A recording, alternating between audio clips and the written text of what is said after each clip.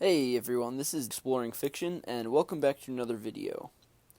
So today I'll finally be covering something that I have not gotten a chance to cover at all on my channel before, and that is the Elder Scrolls.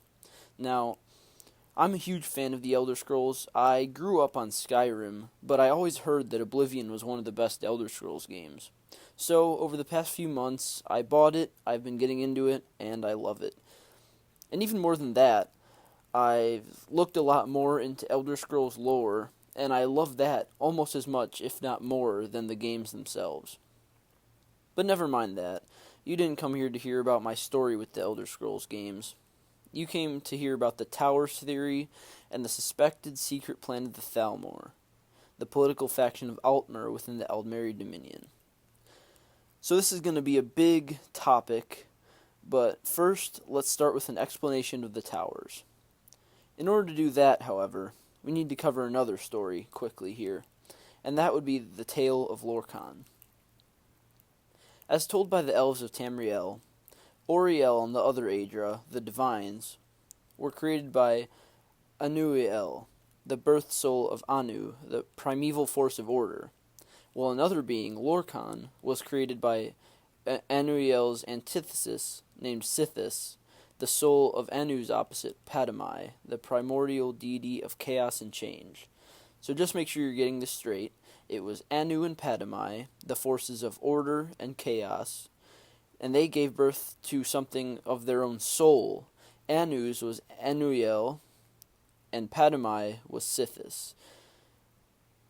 Anuiel gave birth to the modern Aedra, including Auricalc, and Padamai's soul, Sithis, gave birth to the being known as Lorcan.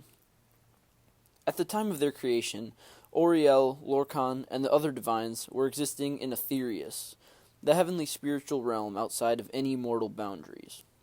Lorcan, however, desired to create a mortal plane, a place he named Mundus, and according to the elves, he tricked the Aedra into investing some of their power to form this plane of existence. Though this may be a topic for another video, it is said that's why the Daedra have more power in the mortal plane of Mundus than the Aedra, and that's because they didn't give up any of their power in the creation of Mundus, whereas the Aedra did.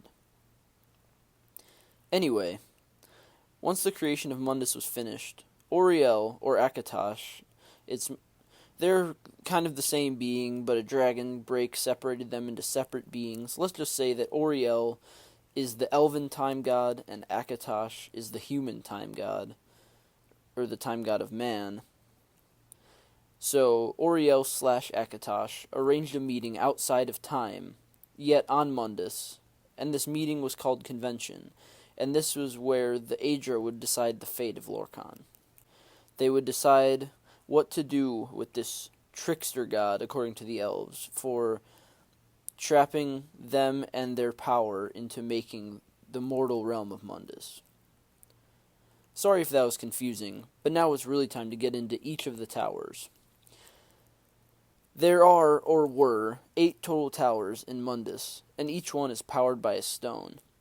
These stones are said to harvest energy straight from Aetherius, and therefore have the power to shape and stabilize the mortal realm. Destruction of a stone would result in the deactivation of a tower. Also, if a tower is physically destroyed, it would become deactivated as well. The first of these is Adamantia, or the Adamantine Tower. This tower is said to be the vessel of Auricalc himself. For the judgment of Lorcan, he landed it on Mundus, where it stands to this day, and it is said that it is the oldest structure on Mundus. It can be seen on the island of Balfiera in the Iliac Bay of High Rock, where it is looked after by the Dureni clan, a powerful family of elves with much influence in the region. The stone of the Adamantine Tower is called the Zero Stone, and while it is said that the Zero Stone is the event of Convention itself, it's also implied that it is a physical object, as members of the Dureni clan are each allowed to touch it once in their lifetime. The second tower also ties into the story of Lorcan. Upon the Adamantine Tower, the Aedra decided that Lorcan's punishment would be to rip his heart out of his chest and shoot it across the sea. Trinimac, champion of the Aedra, ripped out Lorcan's heart, and Auriel himself shot it out into the world of Mundus with his bow, where it landed in the sea.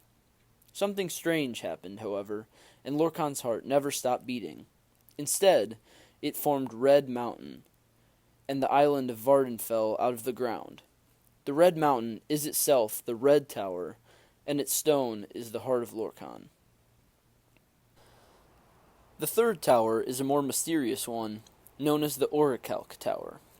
This structure, reportedly made out of the material Auricalcum, was said to be located on the ancient sunken continent of Yakuta, home to the ancestors of the Red Guards. It was most likely destroyed when a Regada, one of the Red Guard ancestors, attempted to perform the sword move known as the Pancrado Sword. This action not only destroyed the tower, but sunk the continent as a whole. The stone of the Auricalc Tower was rumored to be a sword. The next tower is probably familiar to you, as it's the most popular and recognizable tower in the entire Elder Scrolls universe. This is the White Gold Tower, located in the Imperial City in Cyrodiil. This structure was constructed by the ancient elven race of Aelids in the center of Cyrodiil, and is known as the Heart of the Empire. The Aelids created the White Gold Tower in imitation of the great Adamantine Tower on the island of Balfiera. The structure of the White Gold Tower is said to be a bit different than all the others, though, and it is called the Wheel Within the Wheel. We'll get to that later, just remember that phrase. The stone of this tower is the Amulet of Kings, the jewel worn by the Emperor of Cyrodiil. The fifth tower is yet another elven creation, this time by the Altmer in the Somerset Isles, as a monument to elven spirit. This is the Crystal Lake Law, or just Crystal Tower. It is said that the Crystal Tower was the first place in which magic was researched, even before the ancient mage colleges. True to its name, the Crystal Tower is noted as being glassy and shimmering in appearance. The stone of the Crystal Tower is a crystal called Transparent Law, believed to be Aldmeri or Adric in construction. The next tower is the Great Green Sap Tower, located in the province of Valenwood. This tower is stated to be made up of a large network of grot oak trees. One major hub of the Green Sap Tower is the grot oak city of Falanesti, the walking city of Valenwood. Strangely enough, however, in the late Third Era, Falanesti rooted itself in the ground and stopped walking for the first time in history. The stone of the Green Sap Tower is most likely a perchance acorn, the seed of the grot oaks.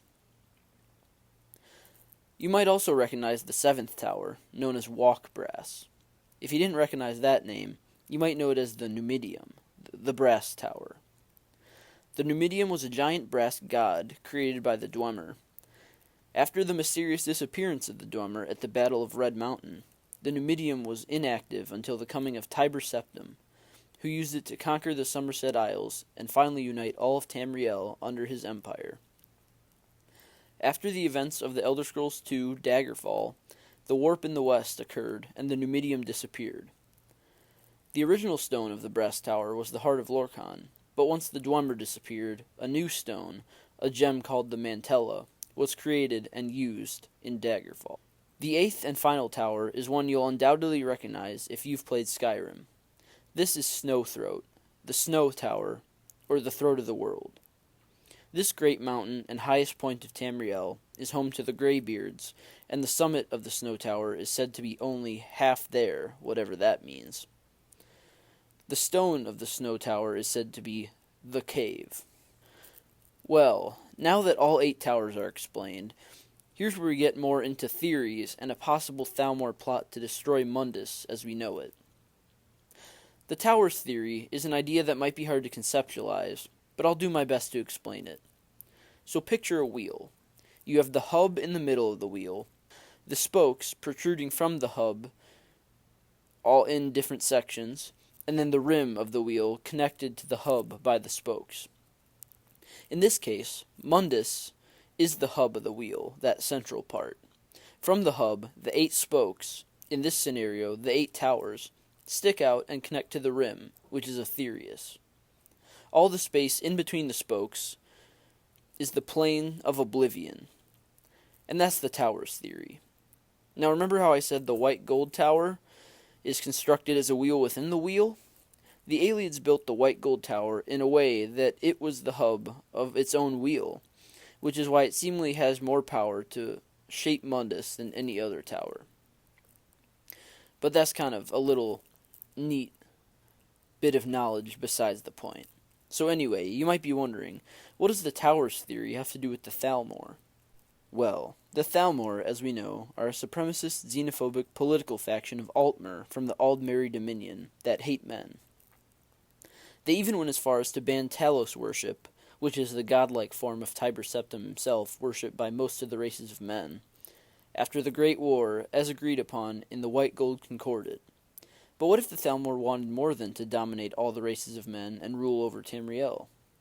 It is theorized that the real goal of the Thalmor leaders is to destroy Mundus and ascend from their mortal forms, which they believe are traps created by the trickster Lorcan. This would allow them to return to their floating spiritual existence in Aetherius, which they believe is not only their birthright, but their true purpose. To do this, they must destroy the towers, the powerful structures stabilizing Mundus and holding it together. This might sound impossible, but the Thalmor may be closer to their goal than you think. Let's take another look at the towers. Firstly, the Auricalc Tower is undoubtedly destroyed, as it sank with the continent of Yakuta after the attempt of the Pancrado sword move by an ancient regatta. The next tower that is destroyed is the Red Tower, or Red Mountain. In the events of the Elder Scrolls III Morrowind, the Nerevarine uses Kagernak's tools to break the barriers around the heart of Lorcan to stop Dagoth-Ur. This causes the heart to disappear, and not soon after, in the year 5 of the Fourth Era, Red Mountain erupts, signaling the true destruction of the tower. The Crystal Tower, located in the Somerset Isles, was said to be destroyed by Daedra during the Oblivion Crisis. Similarly, the White Gold Tower was rumored to be deactivated in the same event, as noted on Alduin's Wall in Skyrim, where it says, "When the Dragonborn ruler loses his throne, and the White Tower falls." The Numidium, the Brass Tower, disappeared entirely after the events of Daggerfall, and is therefore assumed deactivated. If you're counting, that leaves 3 towers left. One is the Snow Tower, the Throat of the World. Though there is no sign that this tower has been deactivated, and certainly not physically destroyed, as you can visit it in the game of Skyrim. Again, Alduin's Wall gives us a sign, when it says, "When the Snow Tower lies sundered, kingless, bleeding." Many assume this is a metaphorical destruction, referring to the degradation of Skyrim occurring as a result of the civil war between the Imperials and the Stormcloaks. The Green Sap Tower, meanwhile, is more of an unknown. Like we noted earlier, part of the tower, the walking city of Falanesti, rooted itself in the ground for the first time in history. Even if that is unrelated to the tower itself, the Green Sap Tower is located in Valenwood, a province occupied and controlled by the Thalmor through the Aldmeri Dominion. So, if this whole theory is true, things may not be looking good for the Green Sap Tower. Finally, we come to the last tower, the original tower, the Adamantine Tower, and the possible plot of the Elder Scrolls VI. It has long been rumored that the game will be set in High Rock or Hammerfell, or even both. And if the Thalmor truly do have a secret plan to deactivate or destroy all the towers, this might be the perfect setting. As you can see, 4 towers are as close to confirmed destroyed, and 3 more are unknown. The last active tower is the Adamantine Tower, standing tall in the Iliac Bay between High Rock and Hammerfell. What if the plot of the Elder Scrolls VI revolves around the player attempting to thwart the Thalmor as they try to deactivate or destroy the last active tower in order to return to Aetherius? Personally, I'd love to play that game, though it seems only time will tell. Is the Thalmor's secret goal to destroy all the towers and ascend from Mundus to Aetherius? And if it's so, will it be the plot of the Elder Scrolls VI where the player has to stop them from destroying the Adamantine Tower? I'm not sure, but I really kind of hope so, because this theory is a really cool one and one that I hope comes true. So, I hope you all enjoyed this video. There's a lot more information crammed into it than I expected, so I hope I explained it well enough.